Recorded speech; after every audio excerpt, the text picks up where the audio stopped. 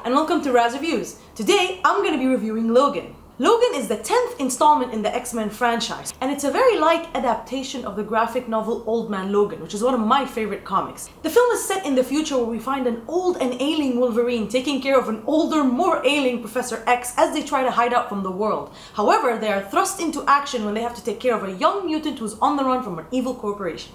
This movie is one of my most anticipated movies of the year because I loved the trailer for this film, and I'm talking specifically about the Johnny Cash trailer. When I saw the trailer for this movie, I thought two things. Either this film is going to be amazing, or the person who made this trailer deserves an Oscar for it because it's incredible. And now that I've seen the movie, I can say that the trailer is very, very accurate. If you've seen that trailer, you will understand what this film is about, and you'll also get the exact mood and the feel of this film. This is a gut-wrenching, powerful, emotional, beautiful film. It's like the Dark Knight of Marvel films in the sense that it transcends the comic book genre, and it's just a really good film that happened to have comic book characters in it. So yeah, I'm here to confirm that what everybody's raving about and when everybody says this movie is amazing, yeah, they're right. This movie is awesome. So let's dig in and start talking about the top 3 things that I liked about Logan. Number 3, the R rating. Thank you, Dark Knight trilogy, for existing and letting us have films that treat comic book storylines with respect and take them seriously. And thank you, Deadpool, for letting studios know that you can make an R-rated comic book film and it can be good and it can be relatively successful. Because without those two things, we would not have had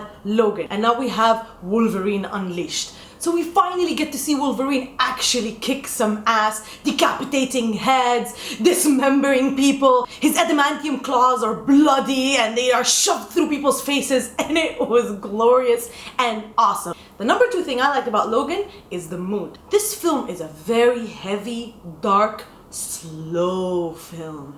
It really reflects the way that Logan feels in this film. He's old and tired and beaten emotionally and physically. It's not the usual light-hearted kind of film that you find in X-Men franchise films. It feels more like a Western or low-budget independent film than it does a big blockbuster comic book franchise film. This film is very contained and very small. There's maybe like one explosion in the whole thing, and that's not a bad thing. It's a very slowly paced film, but it was beautiful and there was space there for nuance and character development and emotional development. So the mood of this film is kind of like The Last of Us and all its darkness and awesomeness. The film also looks amazing. It's shot really well. I loved how Logan looked and how old and beaten he looked. He has this big beard and his face is all messed up and he's all scarred. Professor X also looks like he has one foot in the grave. So this film had this dark, gritty mood that I really enjoyed, and it had this really nice, serious tone throughout the film that it really fit well with the story it is trying to tell. The number 1 thing I liked about Logan was the performances. Hugh Jackman and Patrick Stewart bring out the big guns for this one. Patrick Stewart plays an old and destroyed Professor Xavier. He still has a little bit of hope and trying to do the best he can for the mutants, but at the same time you can tell that life has really taken its toll on him. It's not the Professor X that we are used to, and it's jarring to watch, but it's also beautiful and engaging. Of course, this film relies heavily on the performance of the young girl who plays the young mutant Laura, played by Daphne Keane. And if she wasn't good in this film would have crashed and burned. However, this girl is perfect. This girl had to hit 2 things. She had to be engaging and not annoying, and you had to like her and root for her. And at the same time, she had to be amazing in the action sequences, and she checked both boxes very well. I loved watching her as X-23. She is monstrous. When she's fighting, she's an animal. And throughout the film, without even having to speak, she gives such an amazing performance with just looking at people. And her chemistry with Hugh Jackman is awesome. It's like a father-daughter, master-apprentice thing happening, and it's the emotional core of the film. But of course, at the end of the day, this is Hugh Jackman's film.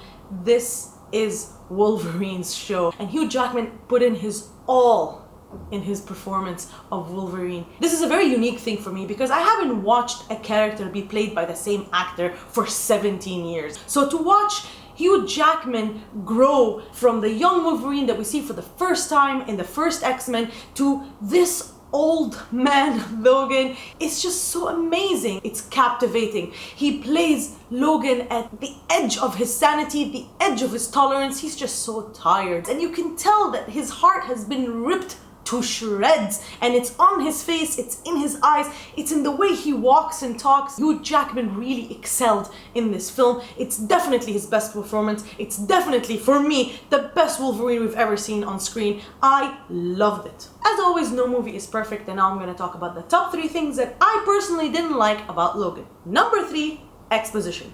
I just don't feel that the film handled exposition scenes as well as I would have liked it to. A very specific example of that is when cell phone footage is used to explain the background story of the young mutant and where she came from. And a lot of movies do this, where they show you footage on a cell phone or on a computer or on a USB, and it's obviously edited to be a montage scene, but it's filmed in a terrible way, so it's in a cell phone. That doesn't happen in real life. And what annoys me is that there's a very easy solution to this kind of thing, where you can just open the phone and show us that there's multiple footages and videos, and the character can go through them, and then the montage happens in the film itself. Then we as an audience can understand that this is part of the film, not that it's actually in the phone, edited and ready to be viewed as a ready-made montage delivered to your doorstep. Again, it's a nitpick, but when it happened in Logan, it annoyed me because I felt that the film was better. You were better than that, Logan movie. You were better than this. The number 2 thing I didn't like about Logan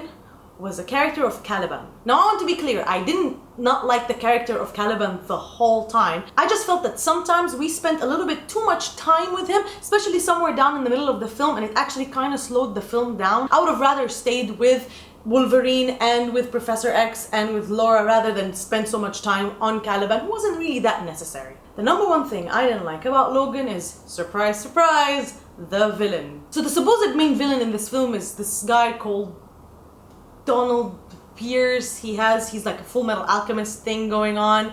I mean, he was okay, and he pushes the plot forward. He leads the corporation that's trying to hunt them down. I understand his presence from a plot point of view, but at the same time, he didn't do much for me. It was very forgettable. And also, trying to stay away from spoilers here, but at the same time, they had certain tools and characters that popped up that I found a little weird and didn't enjoy much the first time I saw the film. The second time I saw the film, that character and that weapon worked a little bit more for me, and I kind of warmed up to it, but generally it wasn't one of my favorite things, so it's the least favorite thing I had about Logan. That's why it's at number 1.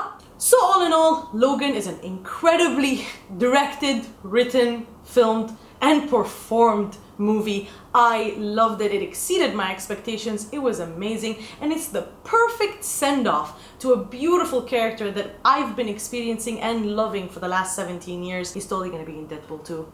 I'm calling it. But a big, giant salute to Hugh Jackman and his amazing run as this character. I'm so happy that this film has happened, and I'm so happy that it did not disappoint me, and for that reason, I'm gonna give Logan a 9 out of 10. So, have you seen Logan? Do you love it as much as I do? If you haven't, definitely check it out, and please let me know what you thought of it in the comments below. And as always, like, share, and subscribe, and don't forget to ask me for anything else you'd like me to review for your next. See ya!